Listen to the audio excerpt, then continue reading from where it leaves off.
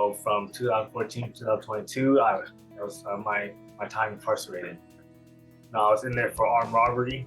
I was in there for a violent crime. So I know there's a stigma of people who first come out of incarceration. They don't know how they are. They believe that we might have PTSD.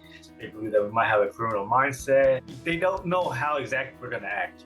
They don't know like the exact type of person we are. There's a stigma behind it, and it's kind of hard. But then slowly and surely, I will do my best to hold myself because then incarceration for 8 years is a long time, but it has made me become the person I have become today. It's not something that I'm trying to hide. It's more like I want them to see me for me first. It was actually pretty amazing that I was able to find employment so fast. Target reached out to me and they wanted to give me an interview. My boss who did my interview, he was just telling me about himself. He didn't ask me about like my history or anything, but then I guess he could tell like there was a gap in my experience. 8 years is a long time. I felt very like connected with him. So I felt like, this is something I need to tell him. Like, I just actually got done doing 8 years. He still saw me as a human. He did not look down on me. I was all out in the open. He knows exactly the type of person I am. And it was just very like powerful to me, like, oh man, like he still accepted me as a person. It was really like game changer in my mind at that moment.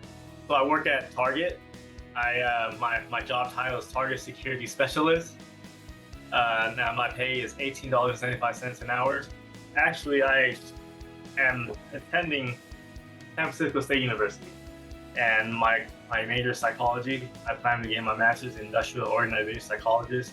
So I believe that the workforce would change dramatically in the future, and I would like to be front end when that happens to help mediate in any type of way that I can. I would, and honestly, I already have. My friend asked me like how I found a job so fast, how my security guard when I committed a robbery, and I was just like, man, I applied through Honest Jobs, man, and I signed up for the job site. I put in my resume, and I started applying, and they just called me back. It was easy as that.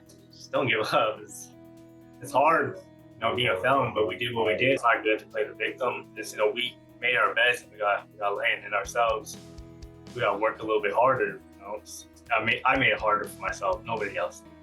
Be open-minded. Like not everybody that comes out of prison is gonna be like me. There are people who will have PTSD. There will be people who have that criminal mindset still.